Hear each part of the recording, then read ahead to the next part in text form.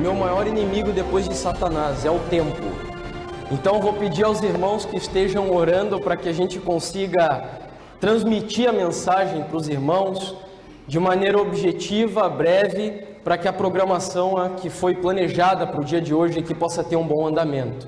Eu havia comentado com os irmãos que estaria repartindo com vocês a mensagem do capítulo 12 do livro de Daniel. Mas hoje de madrugada eu acordei para orar e o Senhor mudou completamente, irmãos, o tema que eu deveria tratar aqui com vocês. Eu estou aqui não para transmitir para os irmãos e para aqueles que vão acompanhar esse DVD também, aquilo que eu desejo transmitir. No momento que Deus direciona uma outra mensagem, irmãos, nós estamos aqui para fazer a vontade dEle, não a vontade do homem. Sendo assim, existe uma passagem na palavra do Senhor que nós não vamos ler aqui para ganhar tempo, eu só vou mencionar. Mas ela se encontra no livro de Malaquias, no capítulo 4, no versículo 5 e 6, onde Deus faz a promessa de que nos últimos dias Ele nos enviaria o profeta Elias. O texto de Malaquias diz: eis que eu vos enviarei o profeta Elias, antes que venha o grande e terrível dia do Senhor. Alguns dizem que essa profecia se cumpriu em João Batista, e é verdade, mas ela se cumpriu parcialmente, não foi um cumprimento completo, porque João Batista, ele veio para anunciar o reino da graça de Cristo, e o reino da graça ainda não era o dia terrível do dia de Deus, mas era o grande dia, é verdade, mas não o dia terrível. Nós somos a geração que veremos o cumprimento da ira de Deus, o cumprimento das palavras de Malaquias, quando ele disse o grande e terrível dia do Senhor. Mas o que mais me chama a atenção, irmãos, é que ele mostra uma característica dos Elias que se levantariam nessa geração. Ele diz assim: e ele, os Elias, converterá o coração dos pais aos filhos e dos filhos aos pais, para que eu não venha e fira a terra com maldição. A obra do profeta Elias nessa geração é uma obra de reforma. Ele tem uma missão e uma identidade. Todos os lugares por onde eu tenho passado, eu tenho procurado bater nessas duas teclas, irmãos: identidade e missão. O povo de Deus hoje não sabe se identificar como povo de Deus, não tem um vestuário peculiar, não tem uma linguagem peculiar. O povo de Deus hoje se assemelha muito ao mundo, ou seja, perdeu a sua identidade. Mas pior ainda, o povo de Deus, além de perder a identidade, perdeu também a sua missão. Para que os irmãos estão aqui nessa tarde? Já pararam para pensar nisso? Qual foi o objetivo da vinda dos irmãos durante esses dias de palestra aqui, irmãos? Qual é o nosso objetivo aqui nesse mundo? Elias e João Batista tinham uma missão. E os Elias da última geração têm uma missão muito maior do que aquelas que o Elias do Antigo Testamento e que o Elias do Novo Testamento tiveram. E por uma razão, porque nós estamos tratando agora de uma geração que verá, e eu creio de todo o meu coração, o segundo advento do nosso Senhor e Salvador Jesus Cristo. Deus depositou em nossas mãos a confiança de preparar uma geração para esse momento, irmãos. E não se assombrem de que são poucos que aceitam essa mensagem. Hoje os irmãos vão ver que quando Jesus chamou o seu povo para prepará-los para uma missão, foram muitos poucos que aceitaram esse chamado que ele fez. Agora, irmãos, no livro de Apocalipse, no capítulo 14, os Elias, vocês e eu, que somos chamados para integrar esse povo, eles são aqui apresentados. Apocalipse capítulo 14, no versículo 1, nos diz o seguinte: olhei, e eis o Cordeiro em pé sobre o monte Sião, e com ele 144.000, tendo na fronte escrito o seu nome e o nome do seu pai. Nós não temos tempo hoje aqui de nos aprofundar, irmãos, nesses assuntos, mas eu queria apenas jogar algumas pérolas para os irmãos que a palavra nos apresenta, para que depois os irmãos investiguem. E se os irmãos tiverem interesse, eu trouxe acho que umas 2 séries que foi gravada sobre os 3 Elias, né, que hoje eu só estou aqui abrindo com os irmãos, não é esse o nosso assunto. São os 144 mil. Eles são o terceiro Elias dessa geração. E aqui nós encontramos a identidade desse povo. Sabe qual é a identidade deles, irmãos? Está aqui no verso 4 e verso 5. Veja se os irmãos se identificam com essa identidade. São estes, os Elias, dessa geração, os 144 mil. São estes os que não se macularam com o quê? Amém, a irmã já até traduziu. São eles os que não se contaminaram com as igrejas. O pastor Nunes esteve partilhando aqui com os irmãos esses dias sobre a corrupção do sistema religioso. E o que a Bíblia mostra dos Elias finais é que esse povo não teria um relacionamento institucional. Eles não se maculariam com igrejas. E aí nós nos perguntaríamos, mas irmão, e agora? Eu, por exemplo, vim da igreja católica. Irmão Neemias e outros irmãos aqui da Adventista, e outros da Assembleia, da Universal, e agora? Irmãos, o texto não diz que eles nunca se macularam com mulheres. O texto diz que eles não se macularam no momento presente. Sabe qual que é o momento? É o momento descrito em Apocalipse 13. O momento em que a besta que sobe da terra e a besta que sobe do mar se levantam, aparece um povo que toma a decisão de romper com o sistema apostatado. E aí a Bíblia diz a razão, por que eles rompem? Porque eles são castos, pureza. Não é isso que os irmãos estão buscando? Santidade, a verdade pura da palavra de Deus, o leite não adulterado, como diz o apóstolo Pedro. E assim, esse povo tem uma identidade fora da instituição, e diz mais, são eles os seguidores do Cordeiro por onde quer que vá. O irmão William citou aqui ontem algo que é uma realidade. Enquanto aí fora muitos estão cobrando para pregar, Deus tem nos dado o privilégio de nos sacrificarmos pela pregação do Evangelho. E quando Ele fala que aqui tem um povo que segue o Cordeiro, irmão, quando eu me lembro de Cordeiro, eu só me lembro de uma palavra. Qual é a palavra que os irmãos se lembram quando fala de Cordeiro? Sacrifício ou santuário. E a Bíblia diz que esse povo anda na senda do Calvário.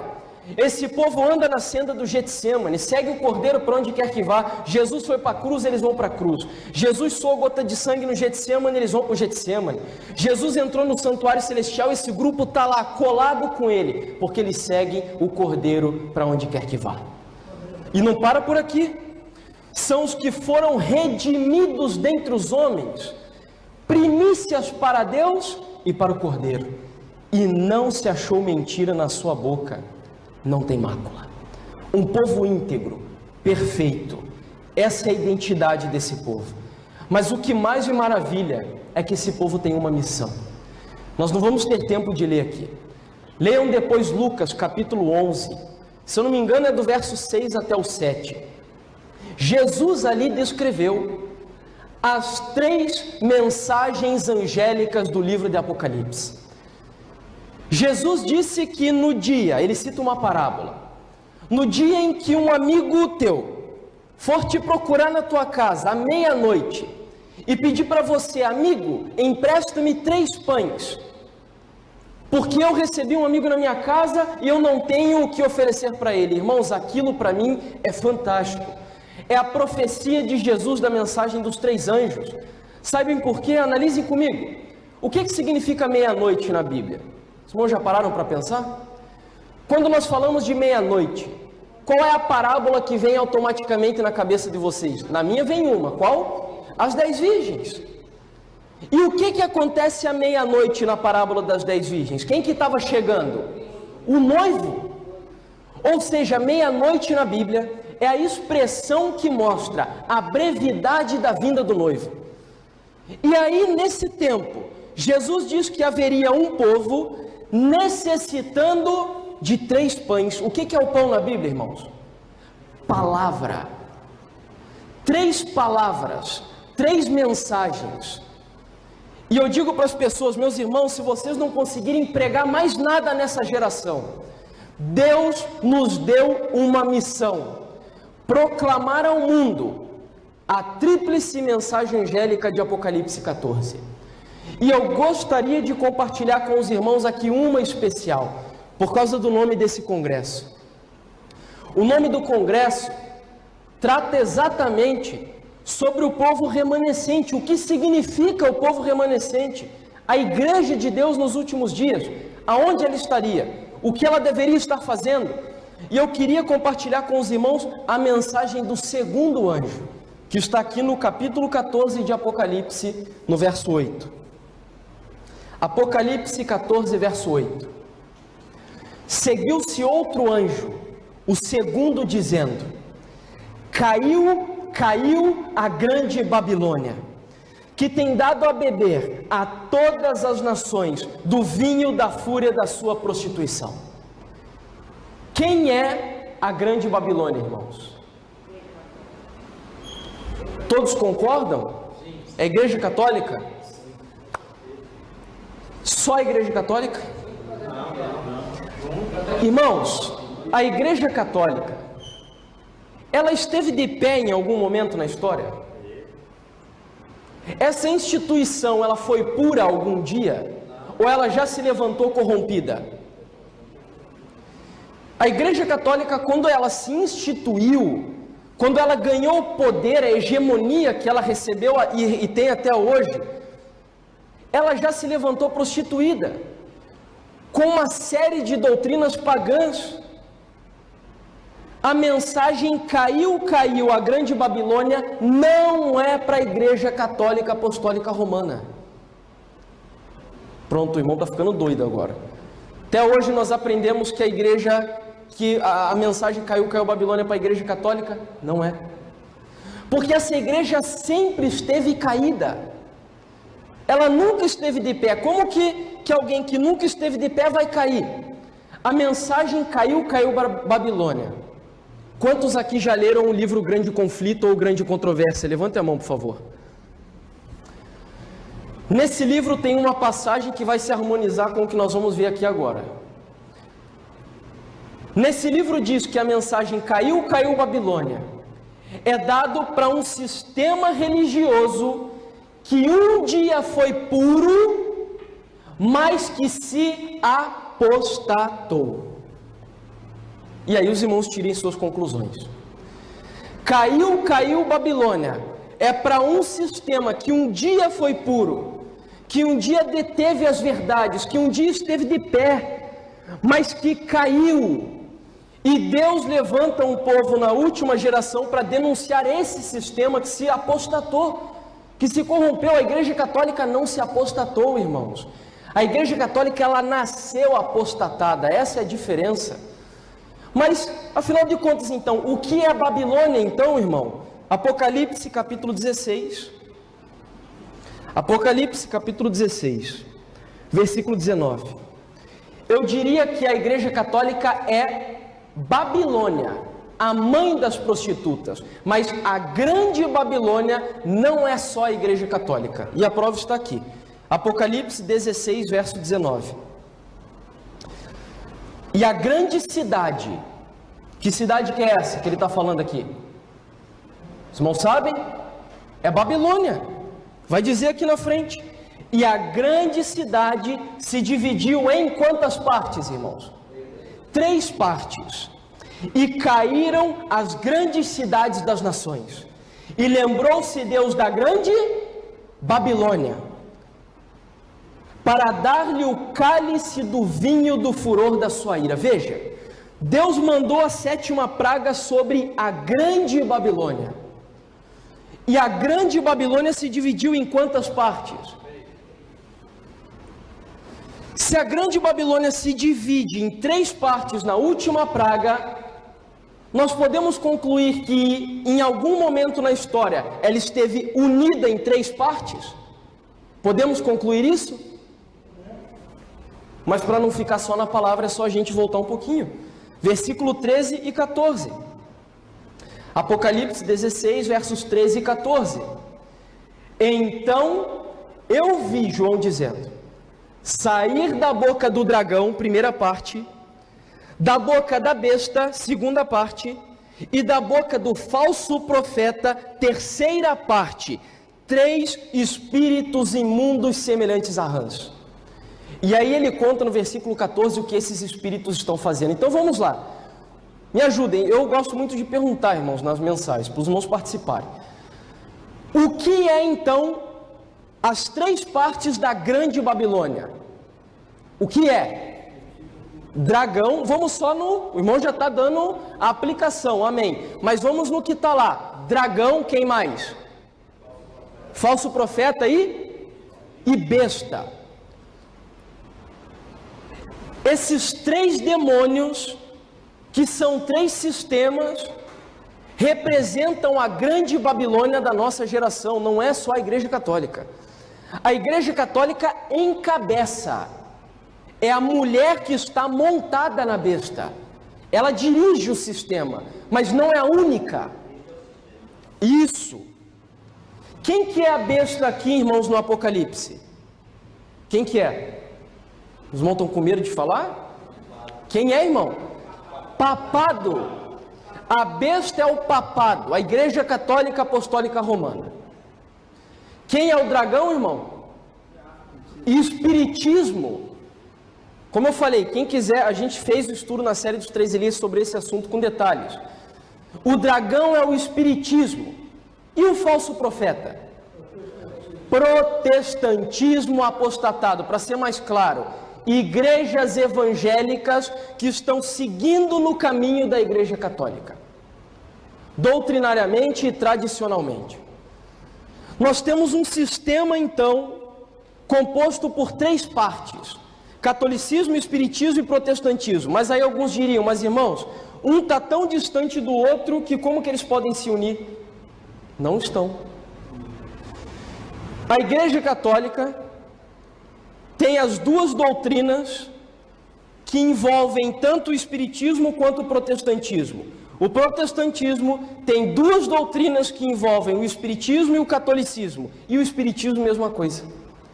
Essas 2 doutrinas se chamam domingo, que é uma doutrina de que igreja? Católica.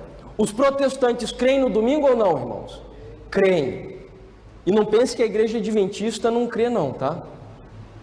Porque se a igreja adventista ainda não crê aqui no Brasil, porque nos Estados Unidos já crê, e já tem igrejas que estão trocando o nome, inclusive, deixando de se chamarem Adventista do Sétimo Dia, para não se identificarem mais como sabatistas, aceitam o domingo, e a outra doutrina é a doutrina da imortalidade da alma, que é uma doutrina de que igreja? Espiritismo. Ou seja, os protestantes estão com as 2 mãos dadas, com o dragão de um lado e com a besta do outro. Portanto, a mensagem caiu Babilônia, irmãos, a grande Babilônia, é uma mensagem para esse sistema. Mas se é uma mensagem para esse sistema, qual dos 3 personagens desse sistema um dia esteve de pé e se apostatou? A besta, o dragão ou o falso profeta? O nome já até diz, irmãos. Falso profeta, isso significa... Balaão era um falso profeta, não era? Mas ele foi um dia um profeta de Deus ou não? Foi. Os falsos profetas não são as igrejas de Satanás. Não pense que o diabo é burro, irmãos. Os falsos profetas dessa geração são as igrejas que diz lá assim, ó, não sei o que, não sei o que, não sei o que lá do reino de Deus, não sei o que, não sei o que, não sei o que lá da graça de Deus. Todas levam o nome de Cristo. Já viram o que está escrito em Isaías capítulo 4, verso 1? 7 mulheres lançarão mão de um homem. O que é a mulher em profecia? Igreja. E as igrejas lançam mão de um homem, Jesus. Todas usam o nome dele, na placa, na mensagem, todas usam o nome. Tem um irmão lá de Curitiba que diz que o nome de Jesus virou uma franquia, e literal. Literal. Eu até compartilhei com os irmãos lá em Curitiba esses dias. abriu uma igreja lá em Contenda, muito conhecida, de um pastor que usa o chapéu de cowboy. E nessa igreja, essa igreja que abriu, ela abriu por uma pessoa que é do mundo, irmãos. O rapaz chegou para o meu cunhado e ele disse: eu estava lá com a loja de carro, mas a loja de carro não dava dinheiro. Aí resolvi aplicar o dinheiro no outro negócio, comprei uma franquia da Igreja Mundial.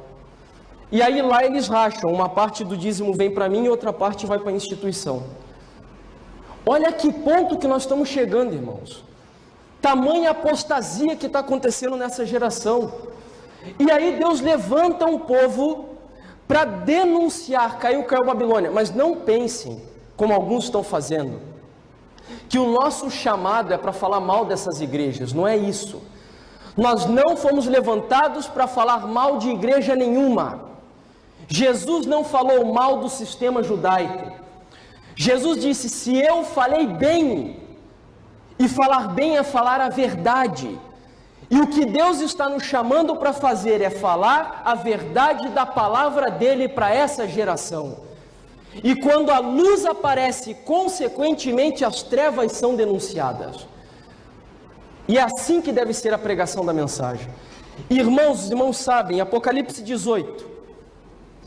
Apocalipse 18. Notem que o segundo anjo, diferente do primeiro e do terceiro, não aparece dizendo em grande voz. A Bíblia só diz que o segundo anjo voou pelo meio do céu dizendo: caiu Babilônia. Isso para mim tem uma lição. Quantos hoje estão corajosamente denunciando os pecados da grande Babilônia? Poucos. E é por isso que a mensagem do segundo anjo não aparece em grande voz. O povo é tímido, o povo não tem coragem, parece. Não são muitos que aceitam o momento de erguer a voz e clamar e denunciar que o sistema caiu. São poucos. Mas aí vai chegar um tempo em que Apocalipse 18, verso 1 e 2 nos diz o seguinte: depois destas coisas, vi descer do céu outro anjo, aqui é o quarto, que tinha grande autoridade, e a terra se iluminou com a sua glória. Então exclamou com potente voz, dizendo, repete a mensagem aqui agora: caiu a grande Babilônia, e se tornou morada de demônios, covil de toda espécie de espírito imundo e esconderijo de todo gênero imundo, de ave imunda e detestável. Aqui a mensagem é ainda mais forte, irmãos. Caiu e virou morada de demônios. Por quê? Versículo 4. Ouvi outra voz do céu dizendo: sai dela, povo meu, para não serdes cúmplices em seus pecados e para não participardes dos seus flagelos. Me diga uma coisa, irmãos. O que converte uma igreja protestante numa filha de Babilônia ou numa igreja caída? Se alguém perguntasse para os irmãos, como identificar que uma igreja evangélica caiu? Quais são as características que os irmãos dariam? Qual, irmão? Doutrinas, mas doutrinas o quê? Falsas. Ok, o que mais? Mundanismo, para mim são três coisas: falsas doutrinas, mundanismo e o abandono da verdade. Falso reavivamento. Oi? Mercenários, pessoas que vão para lá atrás de dinheiro, ok? Amém. Tudo isso que os irmãos citaram são características da Igreja Católica. Tudo. Tem uma pergunta também, irmão, que a gente vê nas igrejas por aí, é o controle do tempo e o tipo. Isso, exato. Irmão, se a gente fosse numerar, são muitas as características. Eu só coloquei 3 aqui, que são as características que envolvem elas com a Igreja Católica. Quando uma igreja aceita uma doutrina católica, quando uma igreja aceita uma tradição católica, o que seria uma tradição católica? Tradição católica, o que é? Hã? Mas cite o que é, cite um dogma, um costume deles. idolatria, guarda do domingo, trindade, que mais?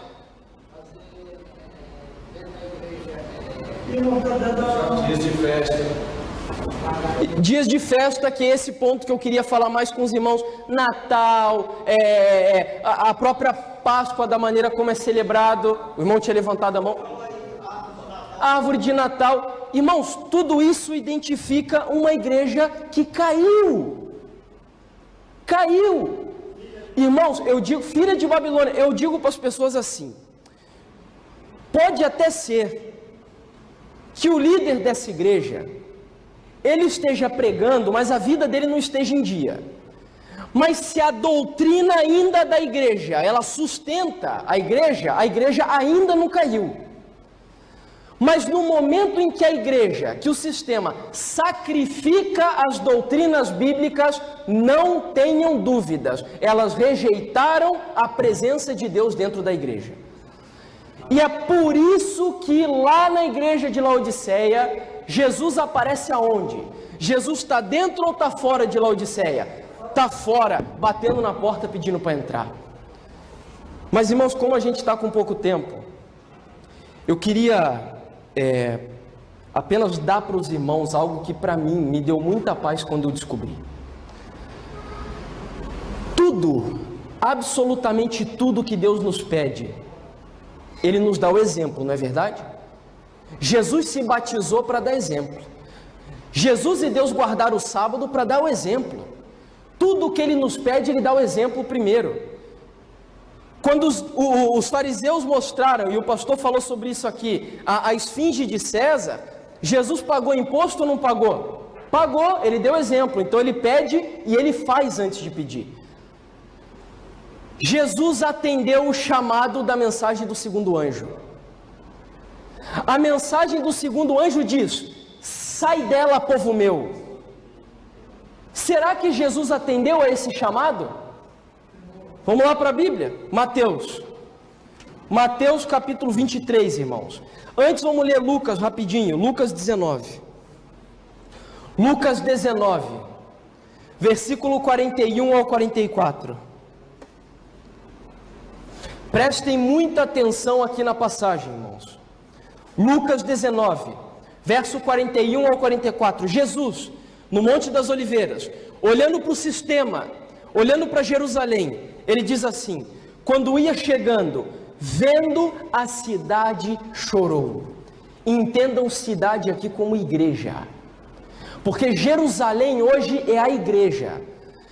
Jesus subiu no Monte das Oliveiras, viu a igreja e fez o quê? Chorou. Não precisa responder, irmãos. Se Jesus subisse hoje aqui no pico mais alto dessa cidade e olhasse as igrejas de Fortaleza, Jesus daria um glória ou Jesus choraria? E dizia: se conheceras por ti mesmo ainda hoje o que é devido à tua paz, mas isto está agora oculto aos teus olhos. Pois sobre ti virão dias em que os teus inimigos te cercarão de trincheiras e por todos os lados te apertarão o cerco. Quem são esses? Quem foram aqueles que no passado cercaram Jerusalém e acabaram com Jerusalém? Que império que foi? Quem são os romanos hoje? Vaticano. Catolicismo está invadindo as igrejas, cercando as igrejas com as suas doutrinas, com os seus dogmas, com o sistema. E é por isso que Jesus está chorando, Ele está triste, porque a verdade está sendo sacrificada por amor ao mundo. E aí vem a mensagem, segunda mensagem angélica no versículo 44, Deus mostrando o que ia acontecer, irmãos, com as pessoas. E te arrasarão, e aos teus filhos que estão aonde? Leiam, por favor. Aos teus filhos que estão dentro de ti. Aqueles que estão dentro do sistema, inseridos no sistema, inseridos na grande Babilônia, a Bíblia diz que seriam arrasados. E não é arrasado fisicamente não, porque Jesus disse, não temam aqueles que podem matar o teu corpo. A igreja católica não está matando o corpo, irmãos, está matando a alma das pessoas aí dentro dessas igrejas. E Jesus disse aqui que eles seriam arrasados, os filhos que estão dentro, e não deixarão em ti pedra sobre pedra, porque não reconheceste a oportunidade da tua visitação. Mas e daí, irmão? Cadê que Jesus deu o exemplo disso? Mateus, vamos lá, Mateus agora. Mateus capítulo 23. Mateus capítulo 23. Mateus 23, nós vamos ler aqui os versos 37 ao 38. Nós temos mais ou menos 10 minutos, fica à vontade. Versos 37 ao 38. É o mesmo versículo, mas preste atenção aqui. Jerusalém, Jerusalém, igrejas, igrejas, que matam os profetas e apedrejam os que te foram enviados. Quantas vezes quis eu reunir os teus filhos como a galinha junto os pintinhos debaixo das asas, e vós não quisestes. Eis que a vossa casa, eis que as igrejas, eis que o sistema ficará deserto. Mas aí alguns diriam, irmão, como que vai ficar deserto se eu só vejo essas igrejas abarrotadas? Vão ficar deserto, sabe de quem, irmãos? Da presença de Jesus Cristo. Uma igreja sem a presença dele não vale nada. É igual um restaurante, é igual qualquer lugar, irmãos. Deus chega a dizer no livro de Jeremias, no momento em que no templo, o povo tinha virado as costas para ele, e estava adorando a outros deuses lá dentro, ele diz, sabe como que ele chama os templos? Prostíbulo de culto. Centros de prostituição é forte, irmãos, mas é verdade. Eu me assustei o dia que eu me deparei em Ezequiel, se eu não me engano no capítulo 23, e ele falando do sistema apostatado, e ele diz assim, que eles abriram as pernas para que os homens de grandes membros viessem até eles e adulterassem e se prostituíssem com eles. Símbolo da prostituição, do adultério. E aí Jesus disse, vai ficar deserta, porque no momento em que uma igreja toma o lugar de Jesus no coração dela, Jesus sai de dentro da igreja. E olha o que ele fez aqui no sistema judaico, quando ele disse, vai ficar deserta, olha o que ele faz no capítulo 24, verso 1. Tendo Jesus feito o quê? Saído do templo. Ele deu o exemplo ou não deu? Essa foi a última vez que ele pisou dentro do sistema judaico, irmãos. Ele saiu para nunca mais voltar, porque o povo tinha rejeitado ele. E ele sai do templo, e ele ia se retirando. Quando se aproximam dele, quem? Todo o povo? Só se aproxima de Jesus os discípulos. Tinha uma multidão de pessoas ali, irmãos. Era a festa da Páscoa. Milhares de pessoas estavam em Jerusalém. Milhares. E ele lançou aquela profecia. O sistema caiu e eu estou saindo fora. E aí o povo olhou para ele, mas Senhor... E aí os discípulos vêm, Senhor, mas como a construção? E aí alguns de nós diriam, mas irmão, como hospital, colégio, um trabalho, assistência social? Não, irmão, Jesus não está saindo de lá. Mas aí Jesus disse, não ficaria pedra sobre pedra que não seria derribada. E o texto mostra, irmãos, essa não é uma decisão fácil. Romper com o sistema não é fácil. Você perde amigo, perde família, perde parente, perde tudo. Mas é uma decisão que precisa ser tomada nessa geração. Para a gente finalizar, no livro de Jeremias, ainda teria muitas outras passagens aqui para compartilhar com os irmãos sobre essa decisão. Mas eu acredito que com esses poucos versos, nós já podemos entender o que Deus requer de nós nessa geração. Jeremias capítulo 50, versículo 8, mostra quão urgente é a decisão que eu preciso tomar. Porque aí alguns se perguntariam, mas será que eu preciso tomar essa decisão logo? Jeremias capítulo 50, verso 8. Fugir do meio da Babilônia e sair da terra dos caldeus, e sede como os bodes que vão aonde, irmãos? Adiante do rebanho. Sabe o que Deus estava dizendo ali? Que eu tenho que dar o exemplo. Eu não tenho que esperar para ver se o meu irmão, se o meu amigo vai sair comigo, não. Deus está esperando que eu seja o bode que conduza o rebanho, que eu tome a decisão, e Deus vai recompensar aquele que tiver coragem de se posicionar ao lado dele nessa geração. Assim como ele recompensou Daniel. Daniel foi quem tomou a decisão de não se contaminar com as iguarias de Babilônia, e por ser ele quem tomou a decisão, ele foi mais recompensado do que os amigos. Os amigos receberam sabedoria, mas para Daniel ele deu o dom de sonhos, visões e profecia.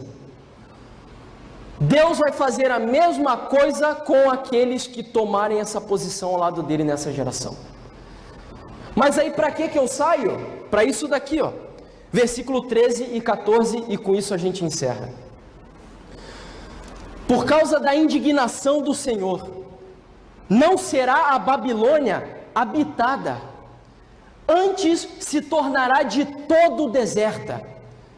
Qualquer que passar por Babilônia se espantará e assobiará por causa de todas as suas pragas. Aí aqui vem o que Deus espera de mim e de você, meu irmão. Ponde-vos em ordem de batalha. Nós estamos numa guerra e não é hora de brincar.